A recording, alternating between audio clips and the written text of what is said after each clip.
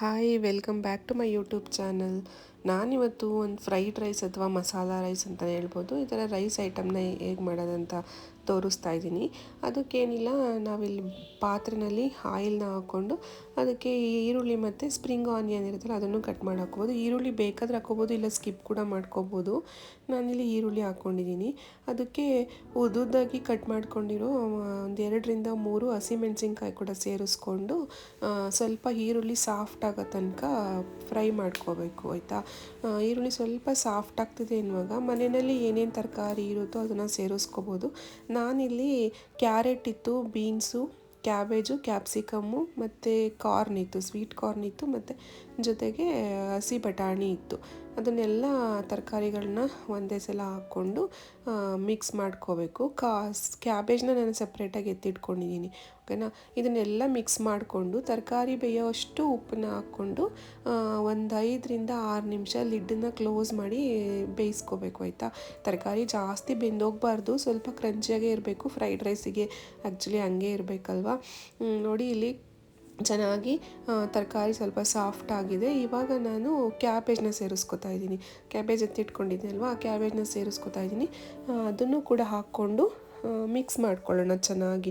ನಾನಿಲ್ಲಿ 3-4 ಜನಕ್ಕೆ ಆಗುವಷ್ಟು ಕೂಡ ಮಾಡ್ತಾಯಿದ್ದೆ. ಅದಕ್ಕೆ ಮಸಾಲೆ ಪೌಡರ್ಗಳನ್ನು ಸ್ವಲ್ಪನೇ ಹಾಕ್ಕೊತಾ ಇದ್ದೀನಿ.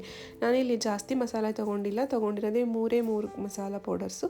ಅದರಲ್ಲಿ 1 ಸ್ಪೂನ್ ಆಗುವಷ್ಟು ಚಿಲ್ಲಿ ಪೌಡರ್ನ ತೊಗೊಂಡಿದ್ದೀನಿ, 1 ಚಿಟಿಕೆ ಅರಿಶಿನ ತೊಗೊಂಡಿದ್ದೀನಿ, ಒಂದು 2 ಸ್ಪೂನಷ್ಟು ಪಾವ್ ಭಾಜಿ ಮಸಾಲ ತೊಗೊಂಡು. ಈ ಪಾವ್ ಭಾಜಿ ಮಸಾಲೆಯಿಂದನೇ ಈ ರೈಸ್ಗೆ ಅಷ್ಟು ಟೇಸ್ಟ್ ಬಂದಿದೆ ಅನಿಸುತ್ತೆ.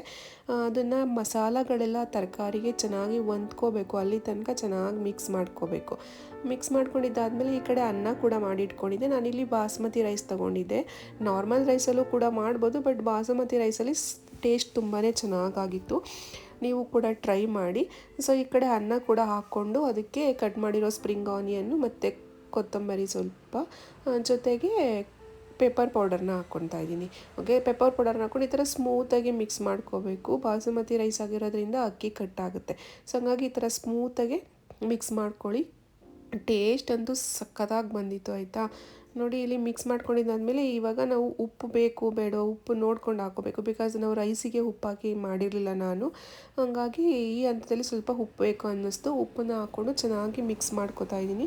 ನೋಡಿ, ಇಲ್ಲಿ ನೋಡೋಕ್ಕೆ ಎಷ್ಟು ಕಲರ್ಫುಲ್ಲಾಗಿತ್ತೋ, ತಿನ್ನೋಕ್ಕೂ ಅಷ್ಟೇ ರುಚಿಯಾಗಿತ್ತು. ಒಂದೊಂದು ಬೈಟಲ್ಲೂ ಆಹಾ ಅನ್ನೋ ಥರ ಇತ್ತು, ಸಖತ್ತಾಗಿ ಬಂದಿತ್ತು. ನೀವು ಕೂಡ ಮನೆಯಲ್ಲಿ ಇದೇ ಥರ ಟ್ರೈ ಮಾಡಿ, ಹೇಗಿತ್ತಂತ ಕಮೆಂಟ್ ಮಾಡಿ. ಮಕ್ಕಳು ಲಂಚ್ ಬಾಕ್ಸ್ಗೆ ಹಾಕ್ಕೊಟ್ರಂತೂ ಖಾಲಿ. ನನ್ನ ಮಗಂತೂ ತುಂಬ ಇಷ್ಟಪಟ್ಟು ತಿಂದ. ಇದೇ ಥರ ವೀಡಿಯೋಸ್ಗೆ ನನ್ನ ಚಾನಲ್ಗೆ ಸಬ್ಸ್ಕ್ರೈಬ್ ಮಾಡ್ಕೊಂಡು ನೋಡಿ, ಆಯಿತಾ. ಇಷ್ಟ ಆದರೆ ಲೈಕ್ ಮಾಡಿ, ಶೇರ್ ಮಾಡಿ, ಕಮೆಂಟ್ ಮಾಡಿ. Thank you.